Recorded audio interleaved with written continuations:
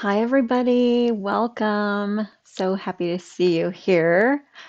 I am Romi Hill, and I'm the designer behind Designs by Romi. And this is my mostly weekly live on Thursdays at 4 p.m. Pacific. So I'm glad that those of you who were able to could make it. Um, so let's see who's here. Hi, Marianne. Hi, Sue. Marianne, I did see your swatch. Congratulations. I'm super glad you got Gage. And I just wanted to apologize actually for last week. When I set up my live, I clicked the little box that says anyone can chat. And so I thought, okay, that's the end of it. Anyone can chat in the chat. And then a bunch of you told me that you were not able to chat, and which was what I was trying to avoid. So this time I again set it up so that anybody could chat in the live chat. Excuse me a moment. Okay, just had a cough there for a minute. And I went back, and lo and behold, it was back to you can only chat if you're a subscriber. So I changed it again. So I hope that this time it sticks, although I would really love it if you subscribe to me anyway and like the videos because it really helps me a lot. Thank you. So, hi, Keith. Hi, Judy. Nice to see you. Sue, I'm glad that you could join us for one last get together of the day. Okay, so I have a few things to talk about today. So, first is that I have a little sale going on, and that one is good through February 19th, which is a Monday. And let's see.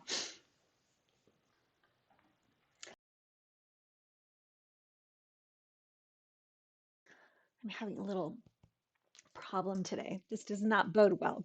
Okay, that's like this at the start. I don't know how long I can do this.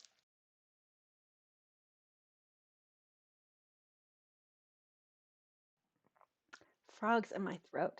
Okay. I had an allergic reaction to something I ate, and most of it went away, but obviously some of it stayed. So bear with me here. Um, okay. Hi, everybody. Um, Marianne, I don't know why you weren't able to start a topic. Um, just hit start topic and you should be fine.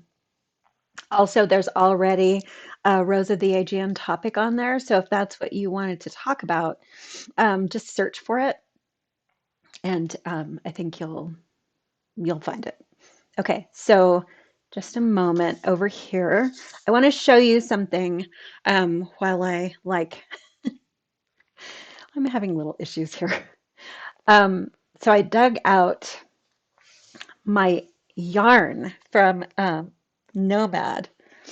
So this is from Nomad Knits. And I saw a couple of you were talking about the yarn on Ravelry in my group. So I went and dug out the yarn that I use. This is the ends of it. This is how much I had left. I just wanted to show you how beautiful it is. So each of these comes with the picture of the spinner. Then it has the yarn information, and the label talks about what it is, the hand spun. This is camel. And like this is completely amazing because these are all like this is a multiple ply yarn. So each of these plies is perfect. So you can see it's 4 plies and they're just like it's just so perfect. It's incredible. So, and it's super soft and you can kind of see a few guard hairs in here like some of the coarser coat hairs in there, but it is just super soft and wonderful to knit with. So I thought I just had to come over and enable you just a little bit. So, and this one is called, ooh, what is it called? It was a great name. Now I can't remember what it was. Seven Wonders of Gray News. I love that because I love gray. So, but it's sort of like a purpley gray. It's kind of like dusk, like the shadows and at dusk. It's really super pretty. So joy, antihistamine, yes. I took an antihistamine, but yeah, so it's still a little bit of it is still kind of hanging on. So, but thank you. Okay. Oh my gosh, I am so excited to see you all here. So Marianne, this is actually Mongolian. So this is and it does benefit the Mongolian people. So um it's just beautiful. And again, this is the book Nomad Knits. Emma Riso put it out. This is my design on the cover. So I'm just going to switch back here. Okay, this is my design on the cover. The designs are really nice. And I forgot to put the link in the description, but I will do that right after the live is done. And yeah, I even have a note to remind myself. So it's available from the Amarisu North American site. And let's see if anybody has any other questions. Okay, alrighty. So today I have a new pattern to share with you. This is Through the Gate Gently. So has it's actually it looks maybe more complicated than it really is. It's fairly relaxing and repetitive. So I really enjoyed knitting it up. Um, and let me see. Okay. So how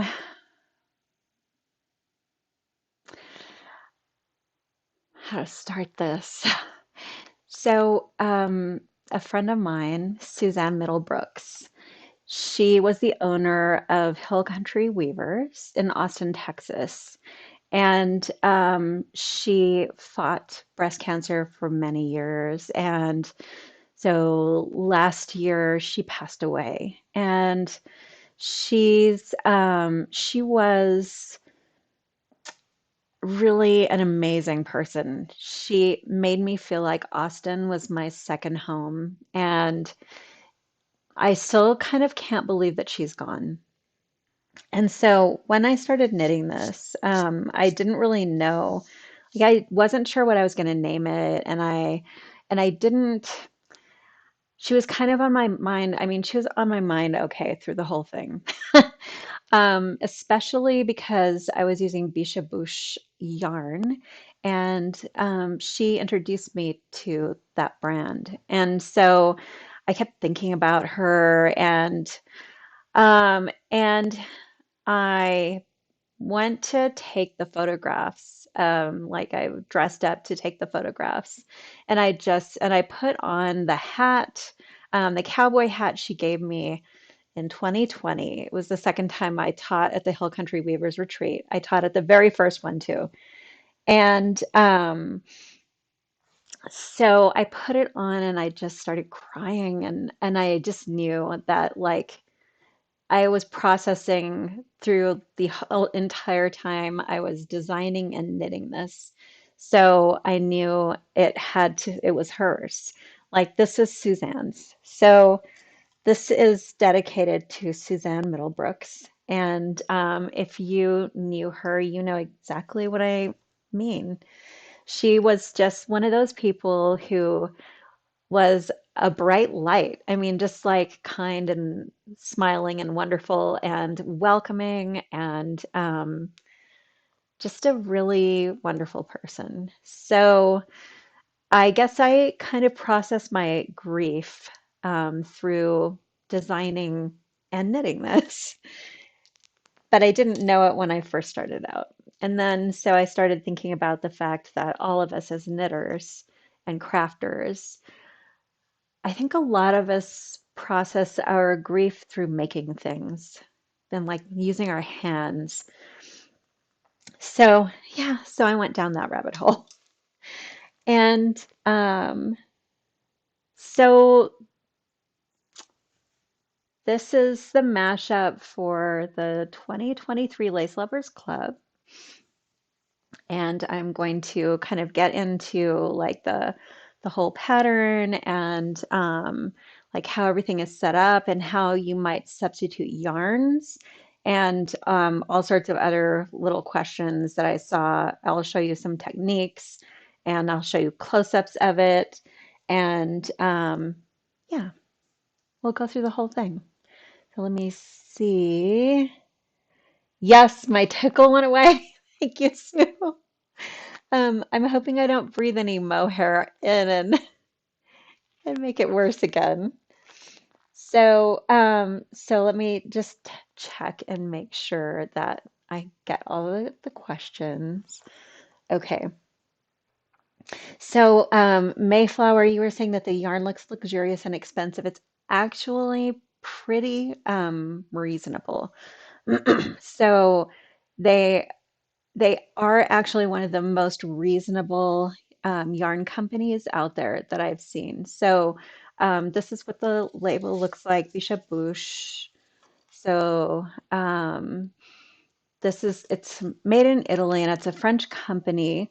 Um, and it's Astrid is the woman that I have always dealt with. I think it's her and her daughter, maybe.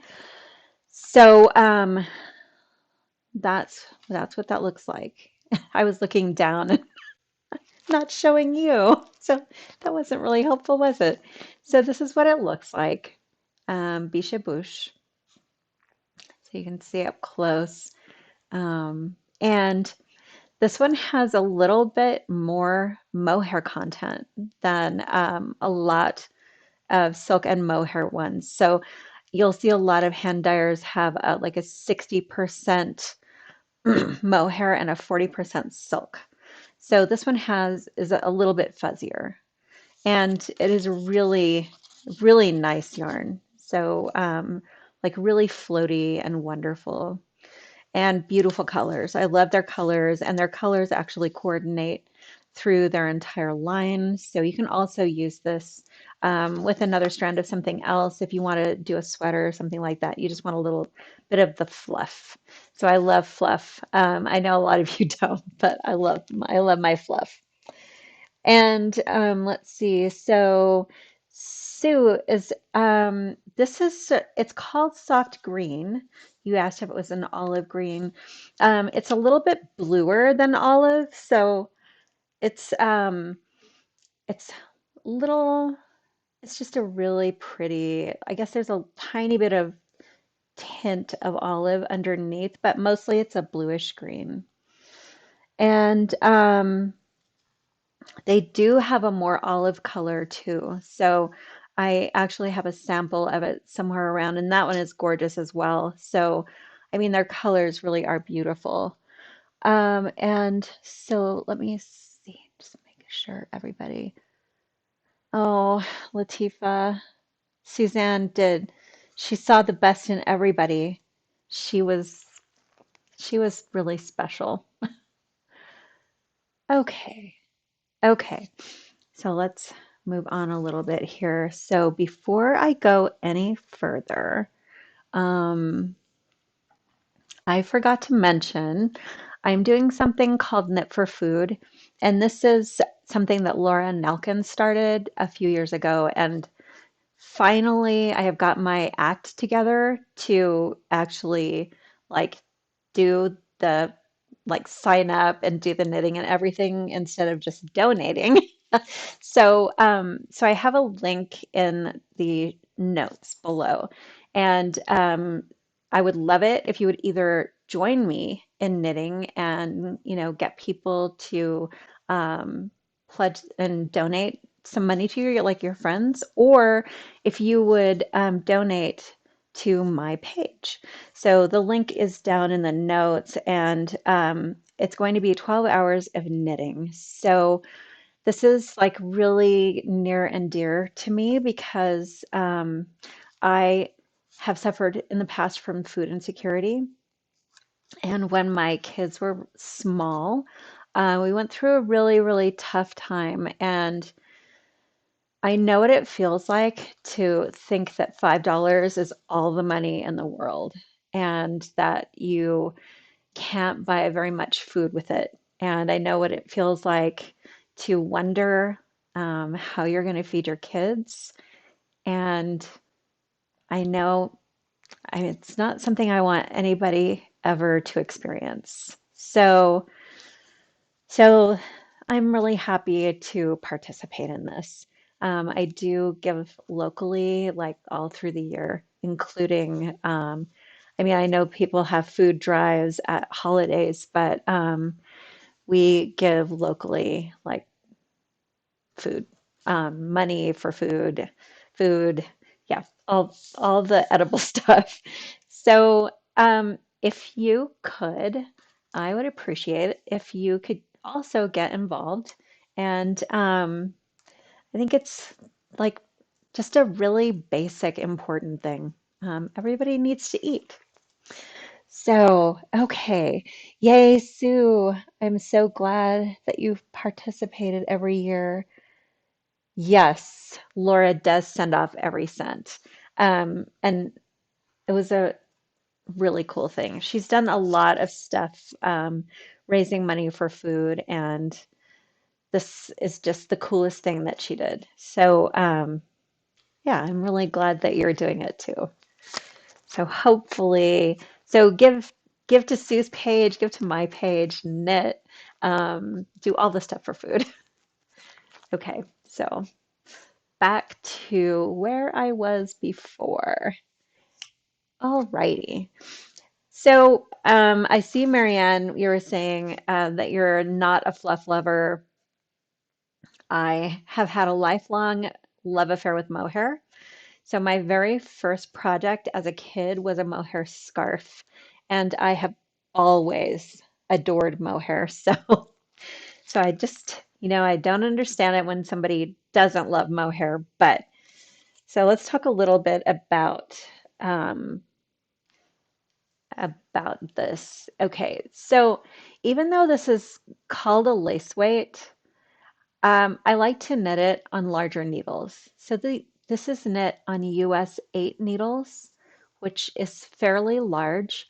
So if it didn't have a halo, I would definitely not be working this on such a large needle. But you can see here, um, all of that negative space is filled in by the halo, and that's what makes it look so ethereal. So like so floaty and beautiful. So I really think that the size 8 actually just adds a lot of beauty to it. So this is what the patterning looks like up close. And this motif is from Mountain Frost. So I was saying before it's a mashup. So that means I took like motifs from the 3 shawls in the Lace Lovers Club from 2023, and I put them in here. I edited them. So this one is edited. I enlarged this motif a little bit and repeated it. So it is based on the diamond shape. You can see behind me back here. There's a diamond shape over in in the border. So it's based on that. And then this edging is also that is also from Mountain Frost. I loved the edging so much that I wanted to put it on a stole. Okay, and then this motif right here, that kind of long leafy thing, that one is from Floriade. So that's also edited. So I edited all of these so that they would fit together. So changing stitch counts and lengths and stuff like that. And then this motif right here, that is from Peony Garden. So that has that little, that's that Estonian stitch where it's 3 stitches to 7 stitches. It's like a little flower. Okay, and you can see over here what it looks like on the side. So this is the very end. That's what the end of my edging looks like there, and what these little thingies look like on the end. Little doohickeys, scallops. Okay, and let me show you the transition area here. So when you start to work it, the cast on is right across this area here, so that on the on the end you're going to be knitting down from the cast on or up from the cast on.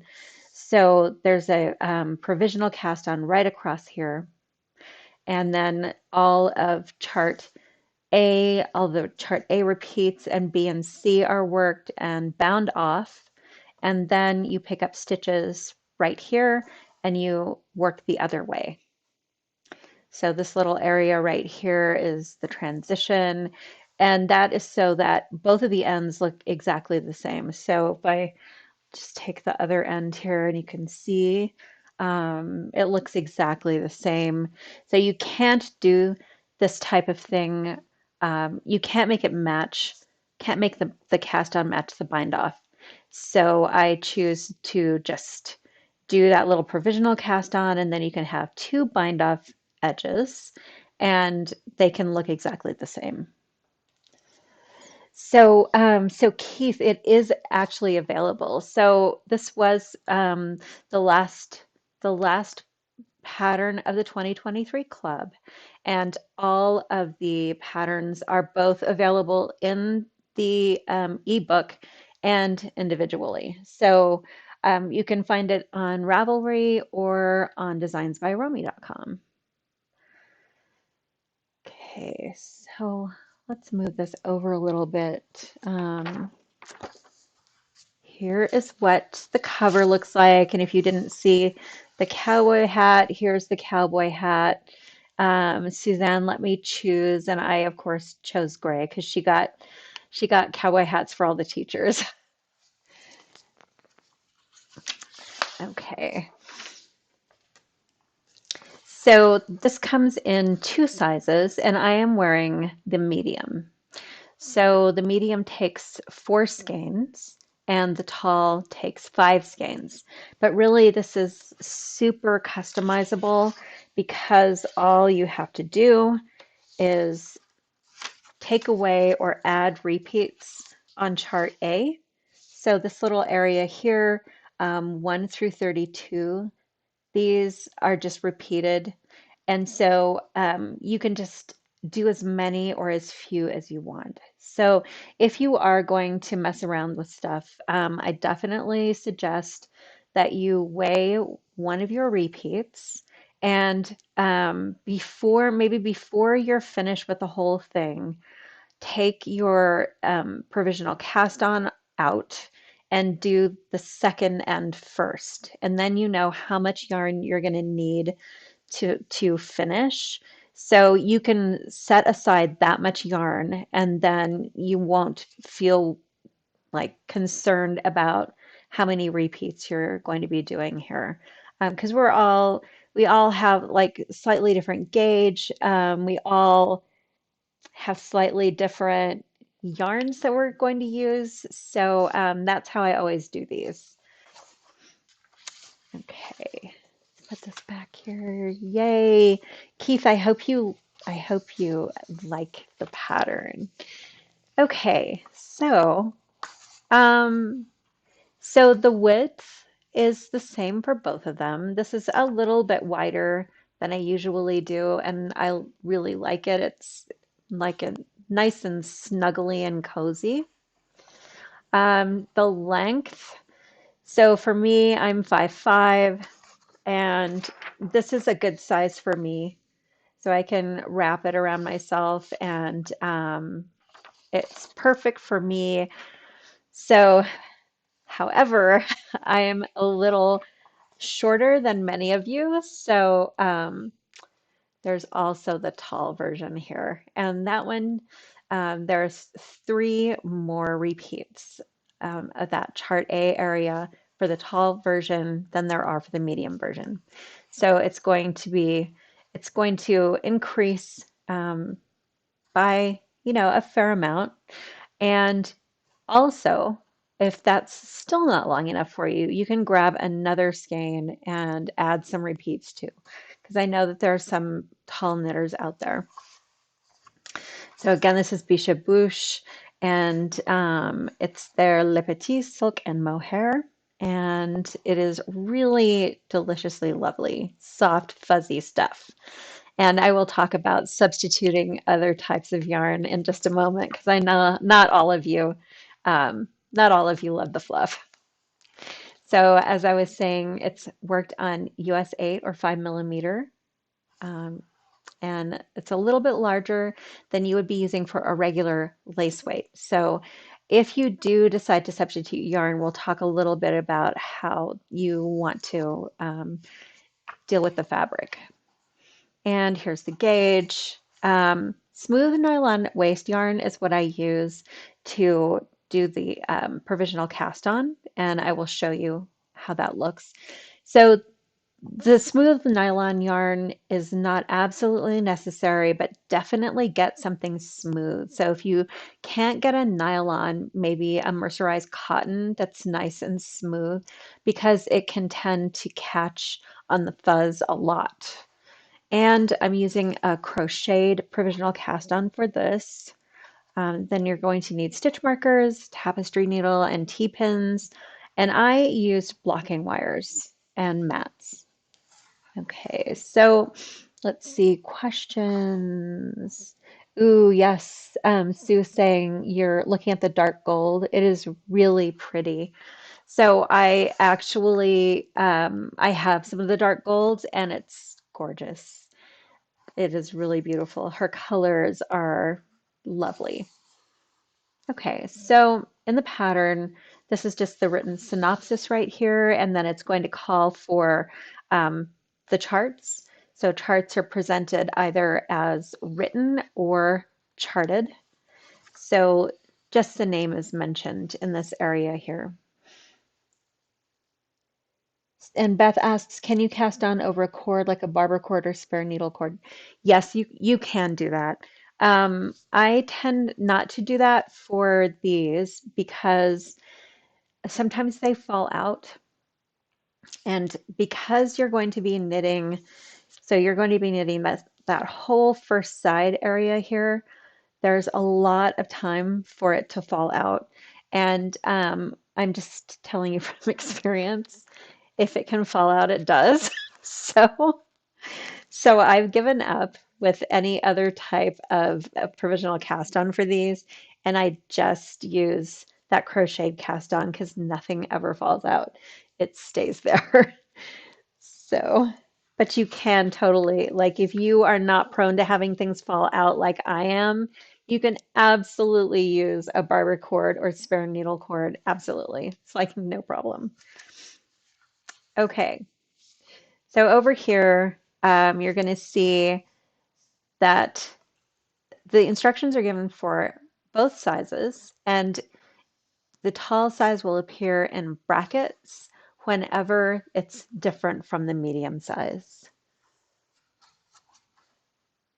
So Sue says I use cord locks on my Stitch Saver cords. Yeah, that's very smart. Very, very smart. So the center is worked first. So you can see the cast on is right in front of that end there. And here's the cast on. And you're going to work the center.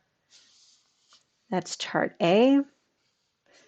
And then the first side is that first end, just like over here. And that is going to consist of charts B and C with the bind off row. And once you finish that bind off across the end here, you are going to go back and remove the provisional cast on and put your live stitches on your working needle. So this, I have to warn that this is written to use a provisional crocheted cast on. So if you use a different method, this may be a little bit different. So with the provisional crocheted cast on, this works out. So let me show you on here. Okay, so on both sides, there's going to be this little stitch up here right above the yarn over is twisted.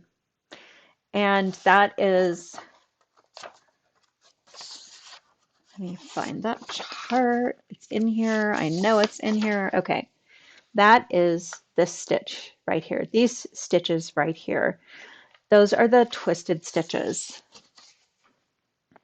So it works out perfectly so that when you put your stitches back on from a crochet provisional cast on, there you don't have to do anything differently, and that chart lines up perfectly because you are half a stitch off whenever you pick up and work the other way from a provisional cast on. So if you have used a different type of cast on and you find yourself a little bit off, just remember that in chart B, those little twisted stitches are right above these yarn overs. So if they don't line up, just fudge it a little bit and get it lined up so that the twisted stitches fall above the yarn overs.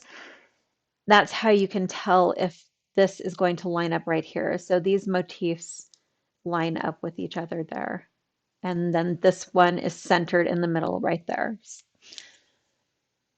So let's see. And Joy says, or just get the edge done after only a few inches of the pattern is done. Yes, yes, you could totally do that too. Um, so actually when I design them, I write them up. I do like I chart everything. And I do actually do it that way. So I actually do one full repeat of the motif. And I weigh how much yarn that I use for that motif. Then I put that on, I put little holders on the ends of my needles. I use, um, I use these carbons, interchangeables, and they come with stitch stoppers. So I just put my stitch stoppers on. I turn it around, and then I measure how much yarn I need to go the other way, and if everything lines up here. So if everything lines up on that second side, then I know it's going to end.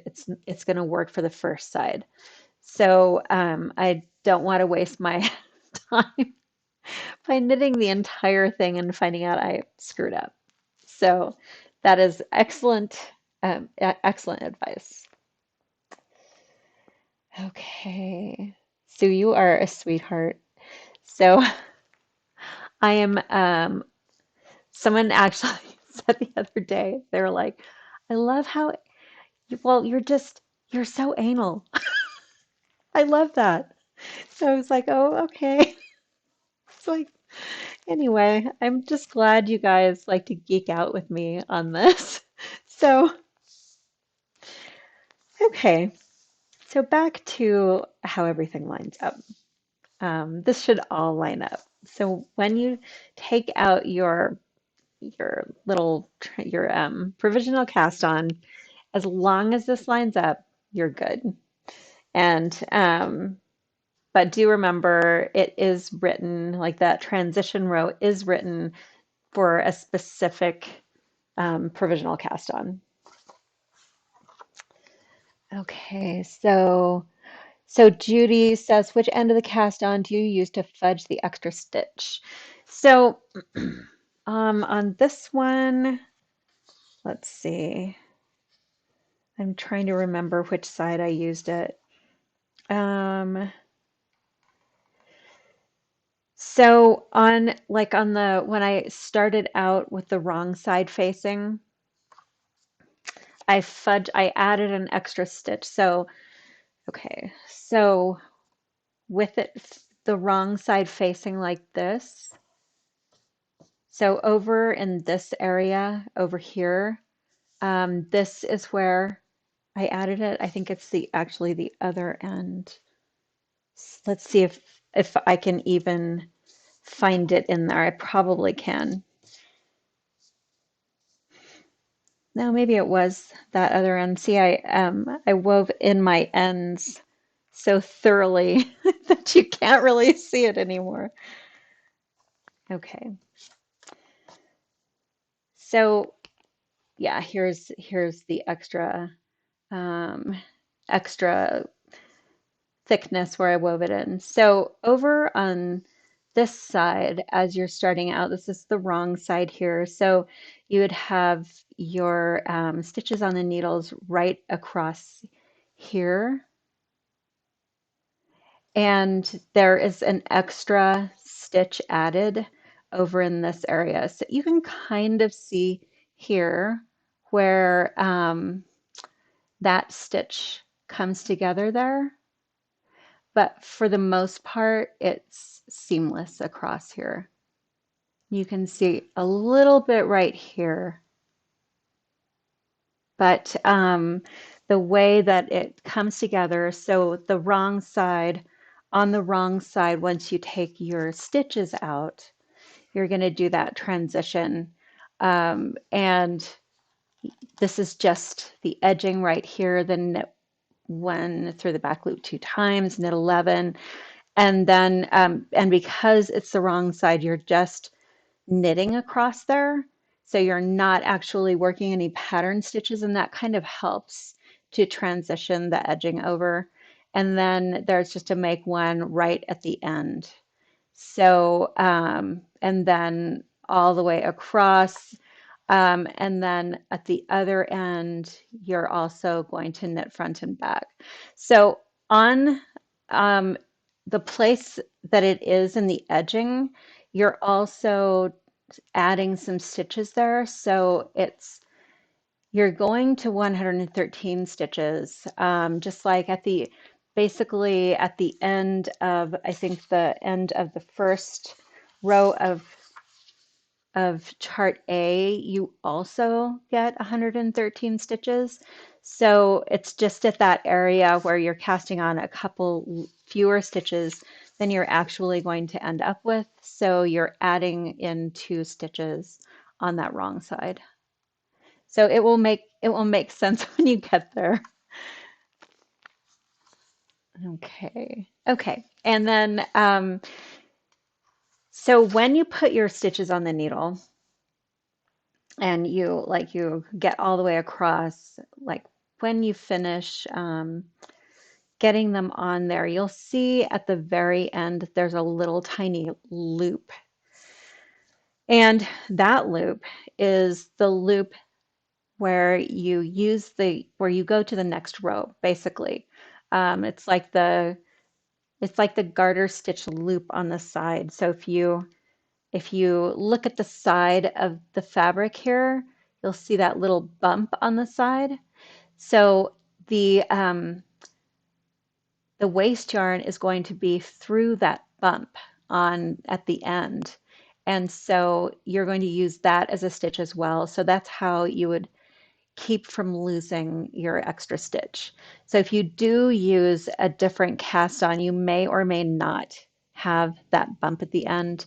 So you're just going to need to add a stitch. Okay, so let's see. Okay. Okay, yeah, Joy.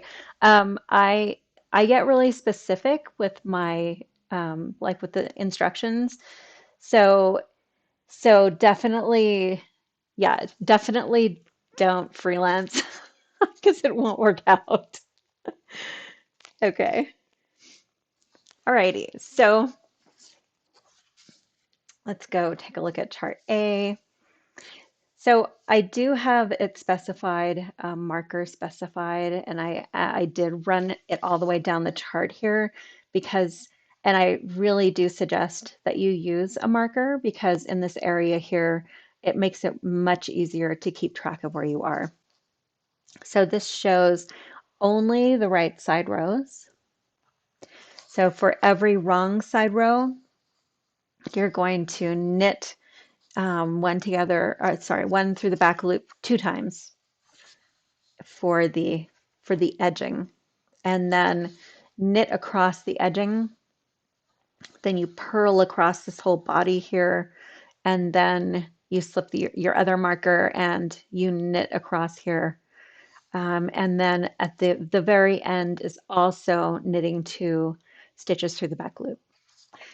So for the medium, you're going to work this area 8 times here. And for the tall, it's going to be 11 times. So once you have actually worked one of these, you can get a little bit better idea how long it's going to be and decide whether you want to make it longer or shorter. You can also use the written instructions, whichever you prefer. You can use both to check yourself. Um, and the written instructions for chart A start right under the chart and then they end up on the next page. So don't forget about that. And you'll see this little instruction up here to work rows 1 through 32 an additional 7 or 10 times. And then once you're finished with that part, you're going to work rows 33 and 34, and you'll be ready to start on chart B. So you'll see that chart B has a 6-time repeat, but chart A only had a 5-time repeat. So that is because it just worked out that way that this um, this motif here fit exactly across here 6 times, just like it shows, just like it stands like that. In this one, I made both sides a little bit different. So the markers, however, do line up. If you are a person who likes to use stitch markers to mark your repeats, they do line up. So you're not going to have to move anything if you actually use markers between your motifs.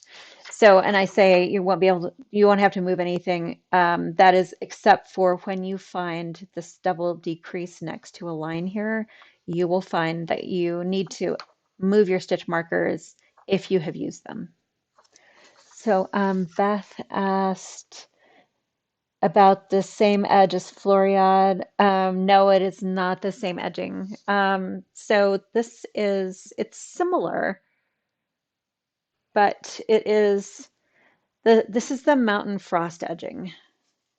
So this is, it's a little bit different. Let me move this aside here. I don't have Floriade on me right now, but this is mountain frost here. Okay.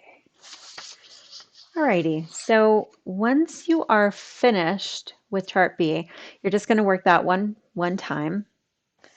And then you are going to move on to chart C. And my guardian angel, Astrid, actually wrote and told me that there's an error right here in the shading. This one should be shaded yellow here. So I will be updating this because this white area right here is 6 stitches wide instead of 5.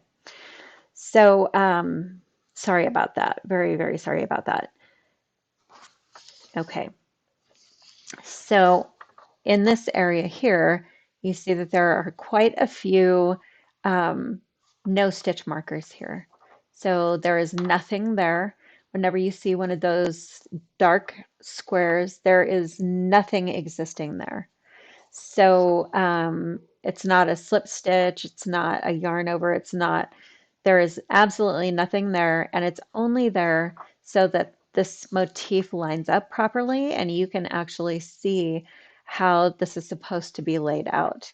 So this is a 3 stitches to 7 stitches right here, and that's going to be in the middle of your motif. So let me show you what that looks like on on the edge.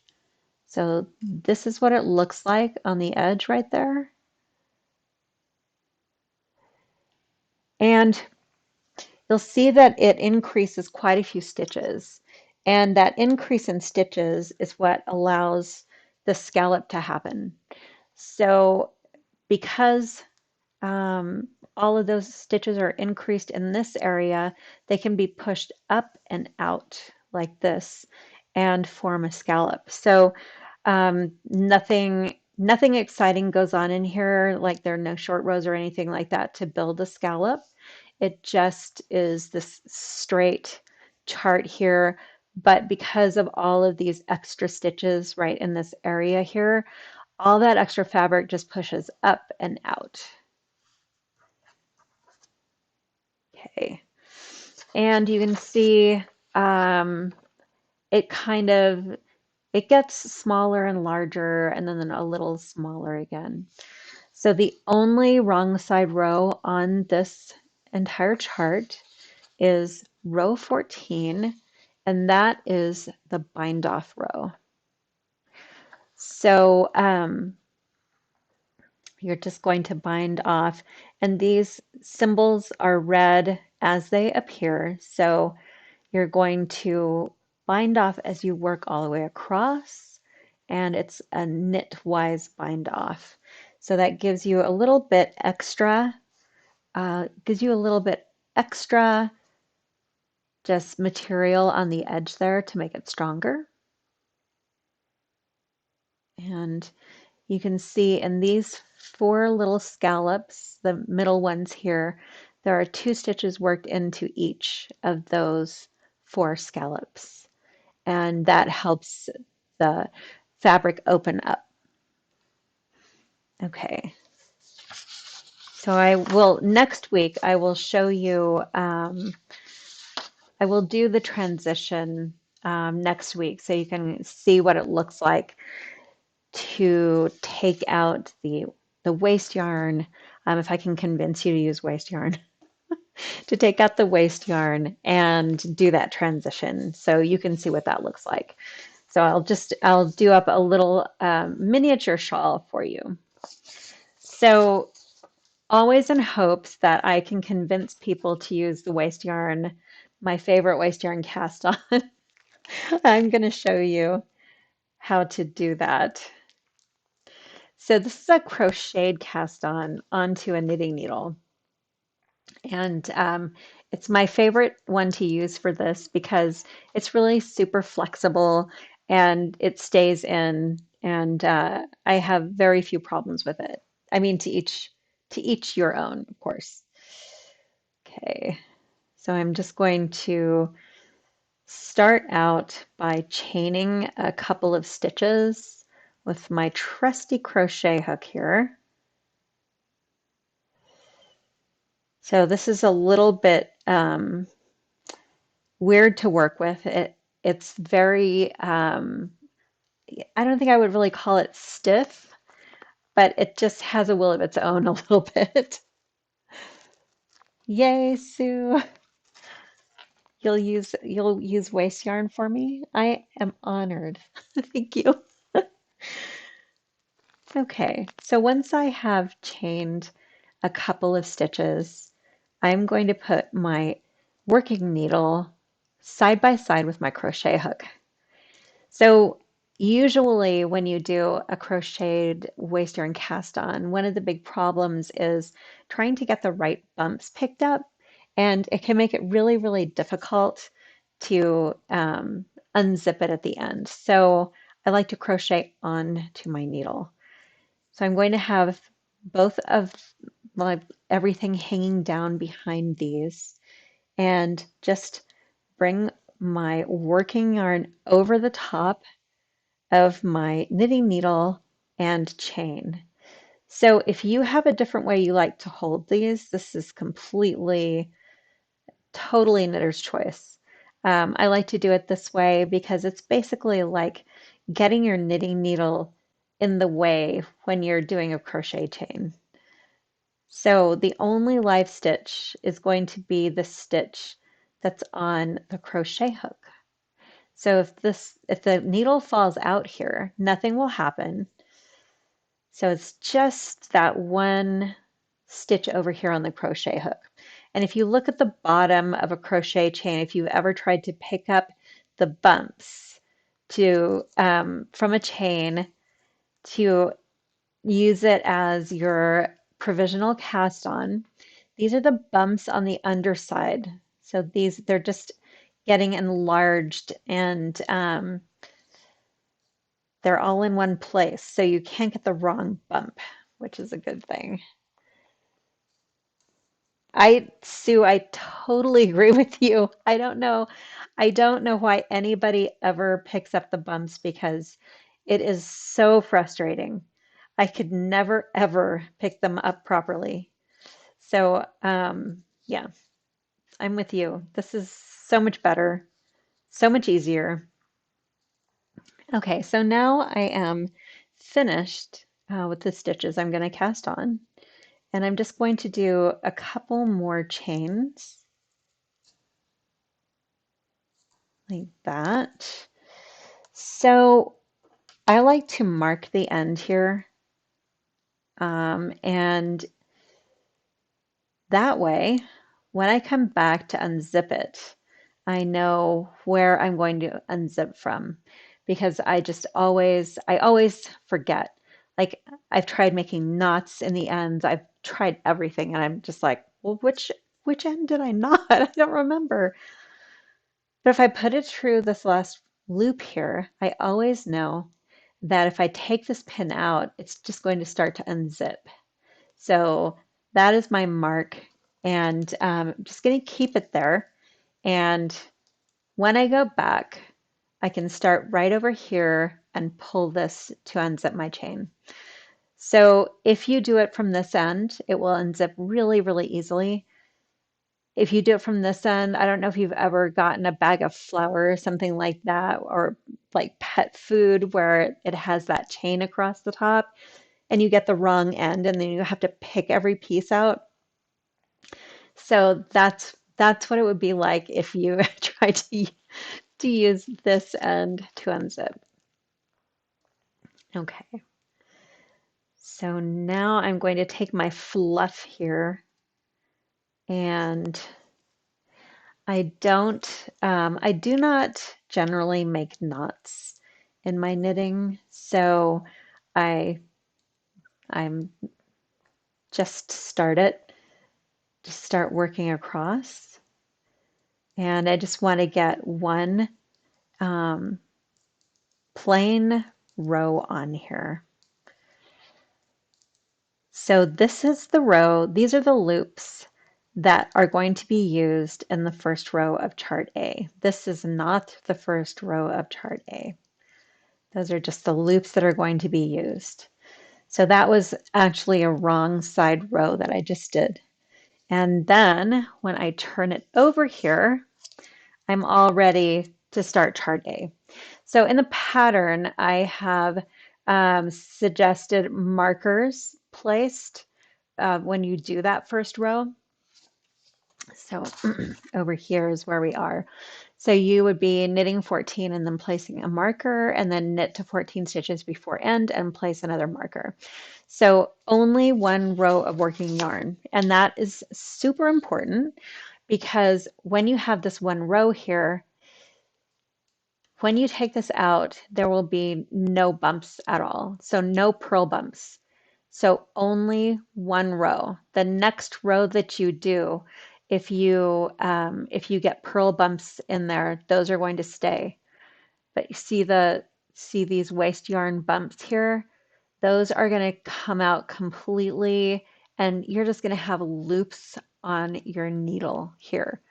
So it doesn't matter what you do. You could actually purl this row if you really wanted to. When this comes out, it's just going to be loops. There's not going to be any purl bump or anything down here.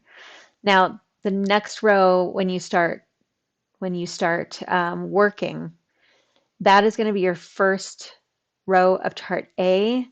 So when you start seeing the bumps in your working yarn, those will not come out. Only these little bumps down here in your waste yarn.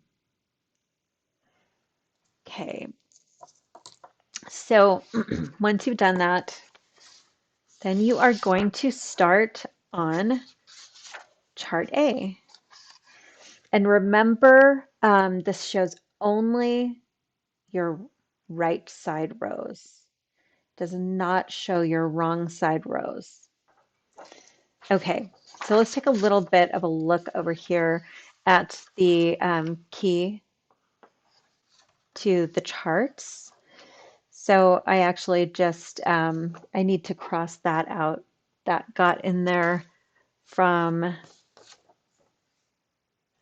my last pattern, trying to keep things consistent. So disregard that. I'll put that in my update. So these symbols all here, they're all used for the right side. And then for that one last row on chart C where it's being bound off, this is really the only special symbol that appears there. So here are all the instructions here for the stitches used. And just wanted to make the point here. The instructions assume that the stitches are mounted on their left needle with the right or leading leg in front and the left leg in back. So if you are a combination knitter, that is totally like, I am definitely not telling you you're wrong because lots of people knit combination style and it's not wrong. So if anybody's ever told you it's wrong, that's not true. So, but it's really important when you're looking at the instructions for decreases where a stitch is supposed to lean a particular way, that you understand that these instructions here in the abbreviations are meant for your right leg in front and your left leg in back. So if you're not getting the results that you think you should be getting, definitely take a look at the way that your stitches are mounted. Okay, so let's talk a little bit about yarns, and then I'm actually going to have I'm going to go over more of this next week too. So, and then we can go through some of this, like that special 3 into 7 stitch and all of that kind of stuff. So, and I'm just going to be knitting here while I'm talking to you because then I'm going to show you how to rip out mohair, which is really important. It's like the most important thing.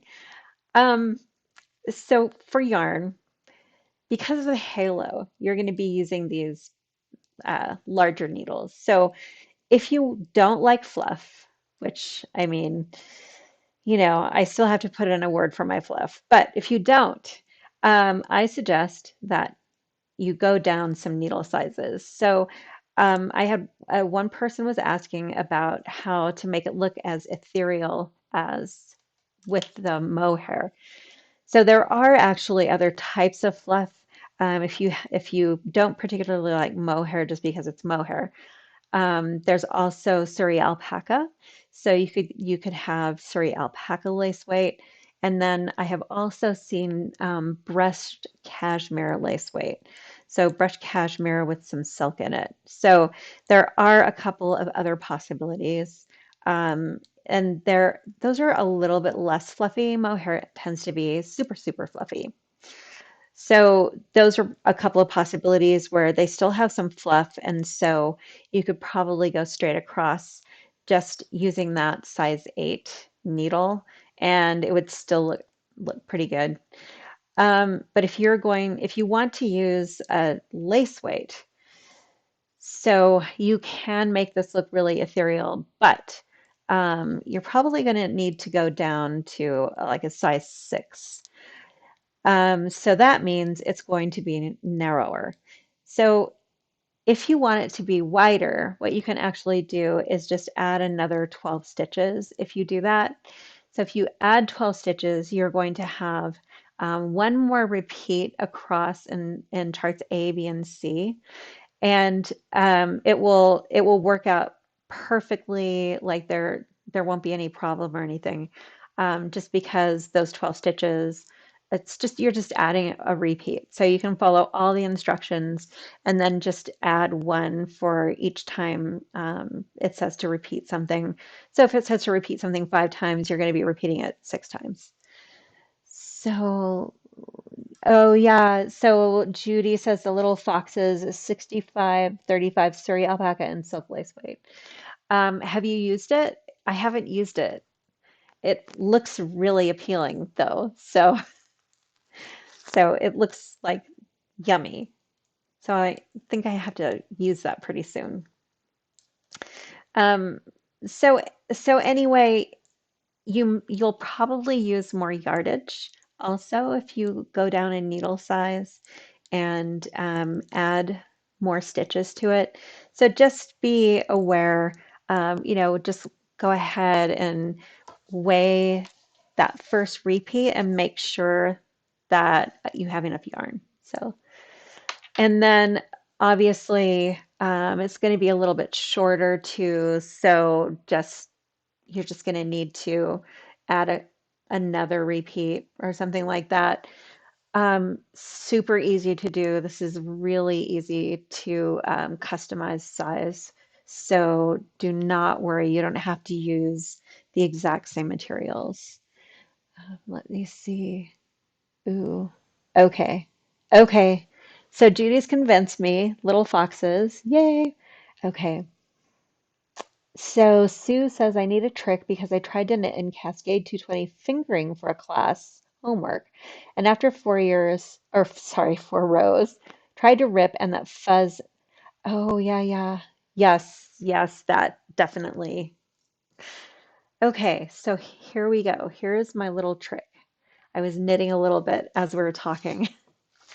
Okay, so here is how you rip mohair. I'm just going to move this up a little bit here so you can see more.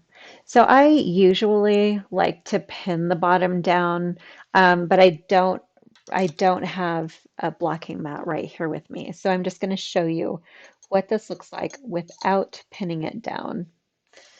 Okay, so the trick with mohair is not ripping it side to side. So do not pull like this away from the side. So what you want to do is come up here in between the stitches and see that bar of yarn there in between your stitches, and you're just going to pull that up. Okay, so that's the first row. So over here, where you would usually like rip to the side, leave that alone, and then you're just going to start pulling the second row out. So when you get over here to that right side, you're going to pull both of those up at the same time, and it will come out. So same over on this side, leave that, don't pull side to side, and you're just going to pull up in the middle here, and then over here on the side. So this is where knots tend to form, is on the sides. Just going to pull that up. So you can put it in the freezer, and that does actually help. So I think I'm just a little lazy. I don't like putting it back and forth in the freezer. So maybe I just have more rows of mohair to rip. So, so it doesn't last very long for me. It lasts about 2 or 3 minutes when I put it in the freezer, and then I have to put it back in the freezer again. But it does help. So now I'm just going to go from the middle again and pull up. So this will also work if you have been holding your yarn together with something else. So like if you're knitting a sweater or something like that, and you have fuzzy yarn held together with a second yarn, you can do it this way as well, and that will help you. And then just pull up. Don't get in a hurry. Getting in a hurry is if you get in a hurry, you are going to suffer for it. I'll just tell you. Okay, so on the back side here, so if you want to take it out of your provisional cast on, you can see up close here those little purl bumps of your working yarn. So you're going to pull up on that and just take that out of your cast on here. And I've ripped lots of stuff like this. So you can see over here that if you pulled it side to side would form a knot, but we're just going to pull it straight up like that. And now it's out of the cast on. And now you have your fluff all ready to knit again. Yay! Okay, so I have kept you about an hour. And so I think I'm going to end things for this week. And I will also, I think I have in my in my 2023 Lace Lovers playlist, I believe I have all of the techniques that you need in here. So, but I will check over that. So if you're missing a particular technique, just look in the playlist and you'll see it in there. And then I am actually, getting on the ball, going back, and I'm going to index my lives so that you can go straight to a particular place. And let's see. Okay, just making sure I got everybody's questions. Okay, so next week I'll show you how the transition works, and I will also show you the edging. So, and also how to block that edging out. So, I use um, my blocking wires as kind of a guide and stretch it out and then pin out those scallops. So, and I'll show you what that looks like as well. And if you have any questions or anything before then, just let me know and I'm happy to answer them. And then there's also threads both on Facebook, in my group on Facebook, and also in my group on Ravelry. And people are incredibly generous with answering questions and like generally love to knit along with everybody else. So let's see. Okay, I think I got everybody. Anyway, so thank you so much for joining me today. Don't be a stranger. Don't forget about my sale. So through the 19th, that's next Monday, through midnight Pacific time. And the code is HEARTU20. So that's HEARTU 20 on either Ravelry or on designsbyromy.com. And there's some kind of glitch or something going on where my 2024 pattern only lace lovers has disappeared from my designer page, but it is actually still in the patterns for sale on Ravelry. So if you want to do that, the discount also applies to the patterns only. And that is my Valentine's Day sale. So happy Valentine's Day, just a day late, but the sale's still going. So thank you so much for joining me. And I hope to see you around, and I will see you next week. Bye bye, everybody.